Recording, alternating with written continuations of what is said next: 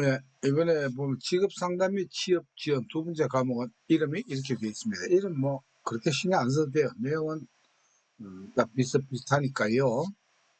상담과 관련된 설명으로 옳은 것은 했습니다. 적시성이라 내담자의 질문에 적극적으로 반응하는 것을 의미합니다. 적극적으로 반응하는 거하고 적시성하고는 관계가 없습니다. 그러니까 이거 내담자의 피드백을 줄 때는 일반적으로 부정적인 것부터 주는 것이 좋다. 긍정적인 것부터 줘야 되겠죠. 3. 상담을 진행하면서 시간, 내담자의 행동 및 절차상의 제한, 상담 목표 등에 논의하는 것을 구조화라고 한다. 그렇죠. 이게 구조화가 맞죠. 구조화에 대한 문제는 4-10번에 모의고사 4-10번에 나와 있지요. 그래서 이게 구조화가 맞습니다. 짧은 시간에 구체적인 정보를 많이 수집하려고 할 때는 폐쇄형 질문보다 개방형 질문이 효과적이다. 시간은 짧은데 개방형 질문을 하면은 혼자서 이 얘기했다 저 얘기했다 이거 정보 수집이 안 됩니다. 네, 진도가 안 나가죠. 그러면은 이때는 폐쇄형 질문을 써야 됩니다. 그래서 요거는 3번이 맞고 나머지는 맞지 않다. 이렇게 마무리하시고 22번입니다. 정신역동 직업상담에서 보딘이 제시한 진단 범주가 아닌 것은 보딘, 강원도 정사, 의자를 정서문에 달았다. 이렇게 돼 있죠. 그래서 의존성, 자아 갈등, 또 내적 갈등이 나와요. 정보의 부족, 다 나오죠. 직업 선택에 따른 불안, 그 다음에 문제 없음. 이건 개인의 흥미 내역이 없죠. 이렇게 의자 정서문 가지고도 이렇게 답을 찾을 수가 있습니다. 이건 워낙 뭐 앞에서 많이 풀어보았던 내용이니까 넘어가겠습니다. 23번입니다. 직업상담의 기본 원리에 관한 설명으로 틀린 것은 직업상담은 변화하는 직업세계에 대한 이해를 토대로 이루어져야 되겠죠. 직업상담은 신뢰관계를 형성한 후 인간의 성격 특성과 재능에 대한 이해를 토대로 진행되어야 돼요. 관계 형성, 라포가 먼저 형성된 후에 하는 게 맞지요. 직업상담은 내담자의 전 생애적 발달 과정을 반영할 수 있어야 됩니다. 특정 시기가 아니고 전 생애적 발달. 그러면 자동적으로 4번이 틀렸겠네요. 뭐가 틀렸을까요? 가장 핵심적인 요소는 진로 혹은 직업의 결정이므로 개인의 의사결정보다는 직업세계의 이해에 대한 상담이 우선되어야 한다. 제가 강조했던 게 바로 이거죠. 이 상담은 특히 직업상담, 다른 상담도 마찬가지입니다. 개인의 의사결정 능력을 촉진시키는 이게 제일 베이스가 됩니다. 근데 이것보다 우선 내는 건 없습니다. 아시겠죠? 그래서 어떤 내용이라 하더라도 의사결정을 촉진시키는 것보다 더 앞에 나오는 문제가 있다라고 하면은 그것은 틀린 문제다 이렇게 보시면 됩니다. 그래서 이게 틀렸어요. 의사결정 촉진 이게 상담의 가장 기본이 되고 우선이 되는 문제다. 그래서 틀렸습니다. 224번입니다. 에릭슨의 심리사회성 발달 이론에서 다음과 같은 현상이 나타나는 시기는 에릭슨의 이 심리사회 발달 이론 이것도 처음 나와요. 그래서 안 나왔어요. 여러분들 사회복지사나 아니면 임상심리라든가 청소상담할 때 이건 많이 나오겠죠. 직업상담에 처음 나온 거예요. 이 시기는 40 내지 50세로 인생의 여러 가지 측면에서 안정되고 성숙된 시기인데 단순히 자신과 자기 세대의 이익과 번영에만 관심을 쏟는 것이 아니라 자기 자손들의 세대와 이건 뭐 저는 생각이 역사적 미래를 위해 보다 나은 세계를 만드는 데 헌신한다. 여러분들 에릭슨의 심리사회 단계가 8단계가 있습니다. 도표가. 뭐 저는 이 도표 만들기 좋죠. 임상심리나 청소년 상담 때 자료실 이런 거 미리 딱 갖춰놨기 때문에 불러서 딱 붙이면 되거든요. 여러분들 도움을 드리기 위해 갖고는. 그래서 이게 뭐 외우는 방법도 있습니다. 어? 신자의 주된 관심은 정근 친구가 생자 살아있는가 죽었는가 그게 관심이다라고 해갖고 여기 보면은 40 내지 50세죠. 요때예요. 요때가 성인 중년기가 돼요. 길죠. 약 40년 정도. 이때는 생산성대 침체예요. 그래서 신자 주건 정친생자 해서 이게 뭐 그래서 이렇게 해서 이거 뭡니까 생산성대 침체가 여기에 해당된다. 우리 청소년 상담할 때는 바로 요거죠. 청소년기 자정체감 대 정체감 혼란이에요. 이때는 우리가 질풍노도의 시기라고 하죠. 정체감이 안 잡히고 뭐 요것도 제일 많이 나오게 이게 제일 많이 나오긴 나와요. 근데 여기는 생뚱맞게 바로 생산성대 침체 이게 나왔네요. 그러니까 다 외우려고 하지 마십시오. 왜 나왔던 게 나오니까. 이제 청소년기는 자정체감 대 정체감 혼란 역할 혼미로 기억하고 나왔던 거 요 2개 정도 생각하시면 되겠네요. 25번입니다. 상담관계 틀을 구조화하기 위해서 오늘 구조화라는 말이 자주 나오죠. 다루어야 할 요소와 가장 거리가 먼 것은 구조화는 상담할 때 미리 설계하는 거예요. 맨 처음에 첫 면접 때 하는 거예요. 그래서 상담자 역할 이건 4-10번에 구조화에 대한 내용이 잘 되어 있습니다. 문역사 역할같이 내담자의 성격을 이거 구조할 때는 이거 다루지 않습니다. 내담자의 성격은 어때요? 심리 상담이나 아니면 상담 도중에 일어나지 구조화 처음부터 이걸 다루는 문제는 아닙니다. 상담의 목표는 어떻게 한다? 상담 시간과 장소는 몇 시에 한다? 장소는 어디서 한다? 이런 것들이 다 첫 면접 때 구조화할 때 이루어지는 것이죠. 내담자의 성격을 처음 만났을 때 성격 문제를 가지고 어쩌고 저쩌고 하면은 그 내담자 다음에 안 옵니다. 삐져가지고 26번입니다. 브레이필드가 제시한 직업정보의 기능에 해당하지 않는 것은 이것도 이게 실기에 뭐냐면은 이 단골로 나오는 거예요. 실기에 브레이필드의 직업정보의 기능. 직업정보는 어떤 기능을 할까? 이건 이제 암기를 할 때는 실기 여러분 동영상 보면 그렇습니다. 필드니까 어떻습니까? 운동장에 필드가 항상 힌트를 찾아야 되거든요. 필드 운동장에서는 뭘 합니까? 육상 선수들이 정지했다가 움직이고 정지했다 이 반복을 하죠. 스타트 연습을 많이 하는 거예요. 정지했다가 다시 움직이는 운동 정제동이에요. 정제동. 그래서 뭐냐면은 직업정보의 기능은 정보적 기능이에요. 직업정보 모르는 정보를 아는 거예요. 죄는 뭐냐면 죄 조정 내가 그 전에 알았던 걸 이렇게 다시 바꿔주는 기능이에요. 잘못한 이렇게 직업에 대해서 조정을 해야 되겠네. 그러니까 돈은 알므로 모르면은 감동이 없어요. 알면은 야 이런 분야도 있었네.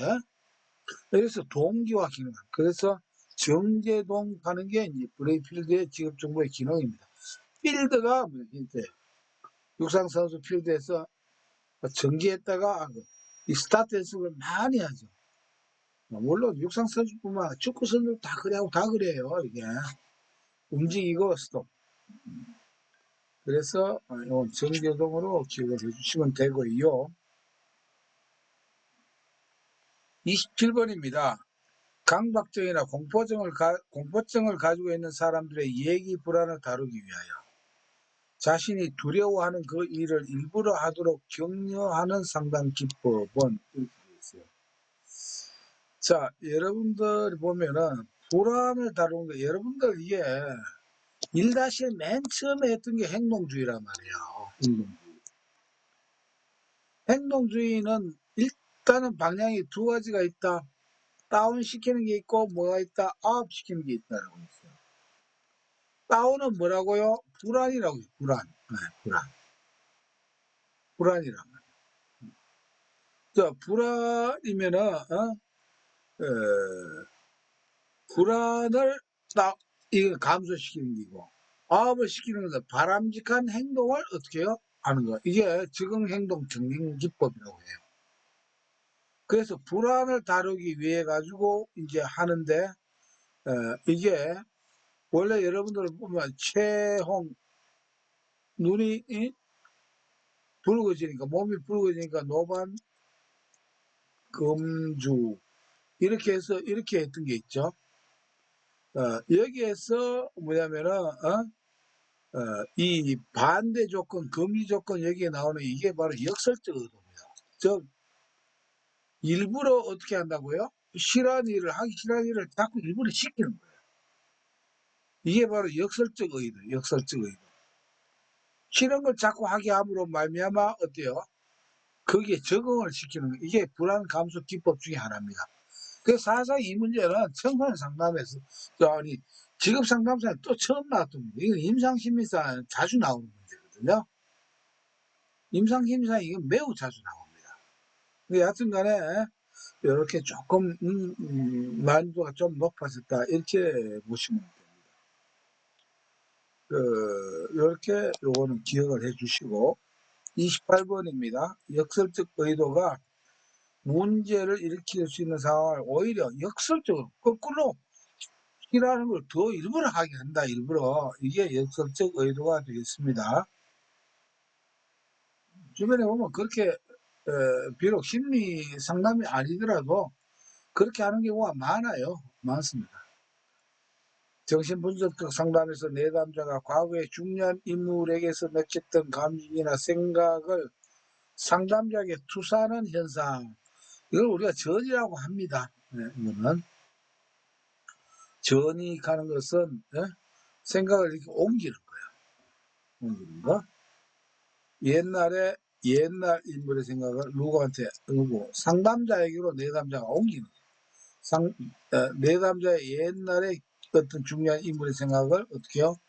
상담실의 상담자에게 동일한 감정으로 이렇게 느끼는 거예요. 이걸 우리가 투사라고 하는데 이것을 용어로 우리가 전이라고 하고, 전이를 분석하는 것은 프로이드의 정신분석에서 매우 중요한 역할을 합니다. 전이와 그 다음에 저항과 그 다음에 방어 기제, 이런 것들은 정신분석에서 매우 중요하죠. 왜? 정신분석의 핵심은 뭐냐면은 의식과 전의식과 무의식이 있다라고 했죠. 333 요법에 의해서 무의식을 의식으로 꺼내는 이 기술이 정신분석의 핵심 그 과제가 됩니다. 근데 그걸 아무나 못하지. 그걸 할 수 있는 방법이 전이나 저항이나 방어 기제를 통해서, 그 외에 또 자유연상이라든가 이런 걸 통해 가지고 처음에 또 체면요법을 먼저 했어요. 체면을 배웠어. 근데 그 문제가 있다라고 해서 프로이드가 체면요법을 포기를 하고 그 대신 만든 게 자유연상이라고 하는 프로이드의 무의식을 어떻게 하든지 접근하는 방법을 만들어낸 게 자유연상, 이게 이제 됩니다. 그러나 너무 깊이 들어가지 말고요. 이런 것을 우리가 전이다라고 한다. 그 다음에 29번입니다. 특성요인 직업상담 과정의 순서를 토대로 연결한 것은, 특성요인 윌리엄슨이죠. 윌리엄슨. 자, 별명이 영국에 큰 저택이 있다. 이게 살려서. 어느 날 보니까 어떻게요? 황무지에 불모지에 불모부가 나오고, 한국에서 먹었던 삼겹살 구이가 생각이 나서 어떻게 상추 모종을 분종을 했죠. 그러니까 분종을 하니까 진짜 예쁜 상추가 자라나더라 해서 분종 진 예상추, 예상추, 사오진호나 주수진호나 같은 말이거든요. 내가 분종진만 알아도 된다라고 했거든요. 이게 분종진리상추. 특성요인 지급상담의 상담 과정 6단계입니다. 분석 D건, 다 D건 나왔네. 종합, 기억. 기억은 요것뿐이에요. 그러면 1번이죠. 그죠? 이렇게. 그 다음에 진 나오고, 그 다음에 비업 나오고, 그 다음에 분종진리 상추니까 상 나오고, 사후지도나 추후지도나 같아요. 그래서 미역이 나오고. 그래서 분종진, 이 문제는 많이 나와요. 1-1번에 S로 되어 있고, 5-3, 6-9, 8-24, 9- 이 문제 자주 나오죠. 그래서 분종진리 상추, 우리가 기억을 해 놓아야 되고요. 30번 문제입니다. 다음에 해당하는 슈퍼가 제시한 흥미사전 기법. 이거 2-1 할 때 제가 설명을 드렸고, 요거는 실기에도 나온다라고 했죠. 뭐라고 했어요? 조조표 했죠. 조조표. 슈퍼의 조조표. 우리가 실기에 나올 때는 표부터 먼저 한다. 표현된 흥미. 그 다음에 조작된 흥미, 조사된 흥미다라고 했습니다. 슈퍼의 흥미사전 기법, 내단 흥미사전은 표현, 말로 물어서 재미가 있나 없나 물어보는, 이게 언어로 하는 것이 표현된 흥미로 내담의 흥미를 알아보는 방법이고, 조작된 흥미는 관찰이라고 제가 말씀드렸어요. 관찰. 조사된 흥미는 진짜 흥미 검사를 통해서 알아보는 거예요. 근데 여기서 보면은 봅시다. 활동에 대해 질문하거나 활동에 참여한 사람들이 어떻게 시간을 보내는지 관찰한다 했죠. 관찰 나오면 어떻게 됩니까? 뭐라고? 조작된 흥미라고 했습니다. 키워드 그랬죠. 표현된 흥미는 말로, 조작된 흥미는 뭐로? 관찰로, 조사된 흥미는 검사. 이렇게. 선호된 흥미는 없다라고 했습니다. 없는 거 나올 때 이거 찾으면 돼요. 근데 박스 문제 나왔을 때는 관찰이 나왔기 때문에 조작된 흥미이다. 그 다음에 31번입니다. 직업 상담의 과정을 진단, 문제 분류, 문제 구체화, 문제 해결의 단계로 구분한 학자는, 여러분들 그 포괄적 직업 상담의 크라이티스 할 때 포괄했기 때문에 이 사람은 진짜 명문이다라고 이렇게 했어요. 기억나시냐고 물으면 여러분 대답 안 할 거죠. 근데 이제는 기억해야 돼. 시험에 이제 앞에 와 있으니까. 자, 포괄 크라이티스는 여러 좋은 이론을 포괄해가지고 진짜 명문이다. 그 이론, 크라이티스 이론. 그래서 진단 단계가 있고 명료화 단계, 그거는 우리가 구체화 단계로 합니다. 여기 3-15의 해설이 잘 되어 있어요. 그다음 문제 해결 단계예요. 그래서 진단 단계, 문제 분류, 문제 구체화 합쳐는 원래는 3단계인데, 그다음에 문제 해결 단계. 이게 초기, 중기, 요게 이제 말기로 이렇게 나눠진단 말이에요. 요 구분하는 학자는 바로 크라이티스다 이겁니다. 문제 구체화 단계라고 하고 명료화 단계라고 합니다. 명료화 하나, 구체화 하나 같거든요. 그래서 우리가 진명문이라고 하지만은 진문문이라고도 합니다. 원래. 왜냐하면 문제 분류, 문제 구체화로 나오기 때문에.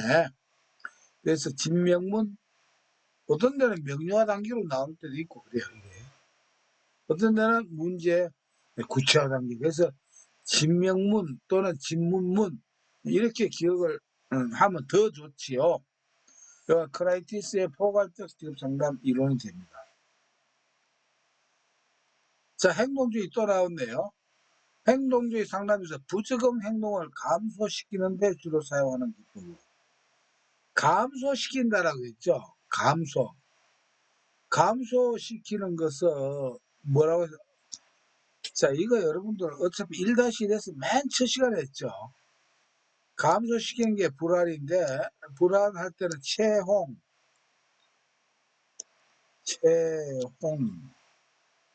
체계적 통감법, 이불도 나오죠. 홍수법, 그 다음 노출법이 있어요. 반대 조건 형성. 그 다음에 금지 조건 형성. 그 주는 주장훈련 이렇게 있을까? 이게 감소시키는 방법이에요. 그러면 여기에서 해당되게 노출법, 감소시키는 게 노출법이 나오죠. 자꾸 노출시켜요. 그래서 예를 들어서 두려워하는, 어디 가면 두렵다. 가서 계속 어떻게 자신을 노출을 시키는 겁니다. 특히 이게 이제 우리가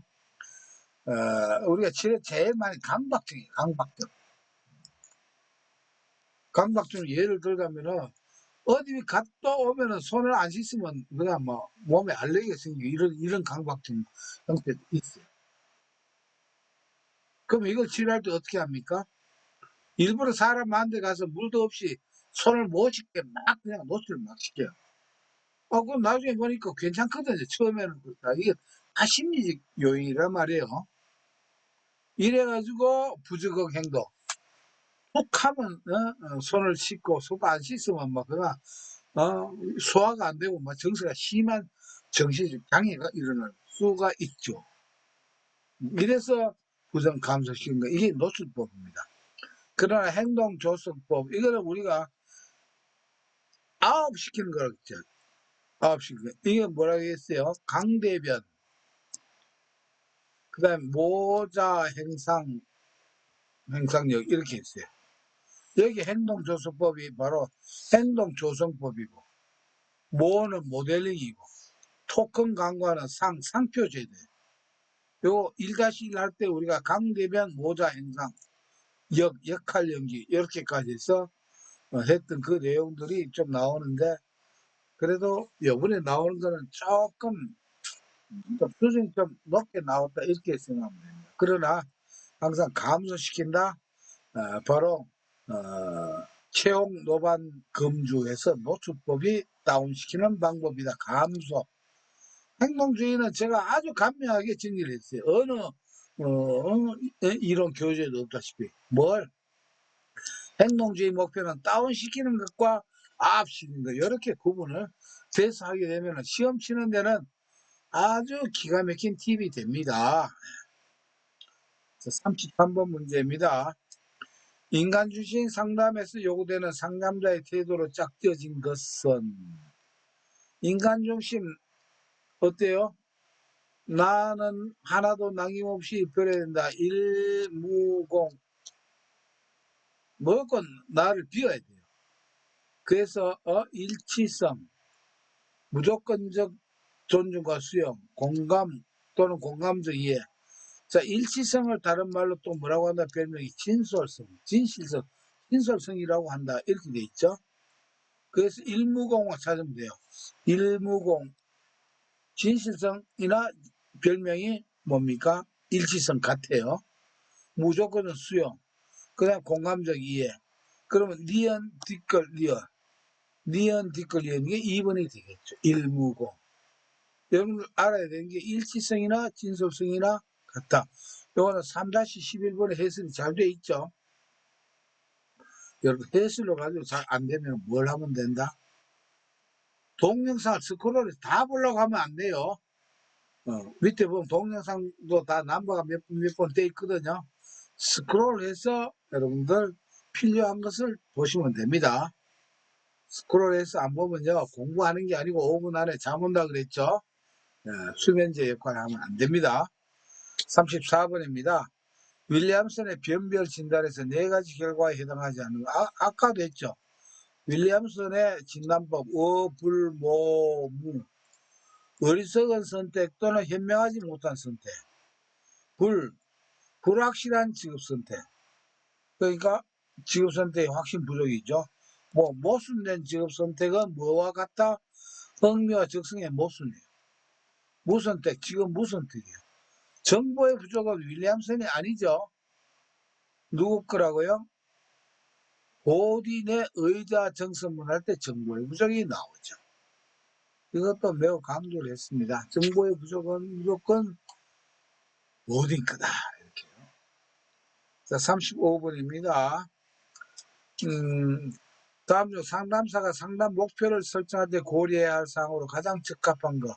이건 실기에도 나오죠. 3-12번으로 되어 있습니다. 상담은 구실 원량합니다. 네.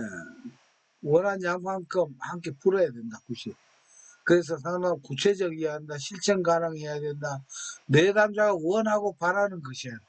그 다음에 상담자의 기술과 양립 가능해야 되고 내담자와 함께 설정해야 된다. 이게 이제 실기에도 나오는 5가지입니다.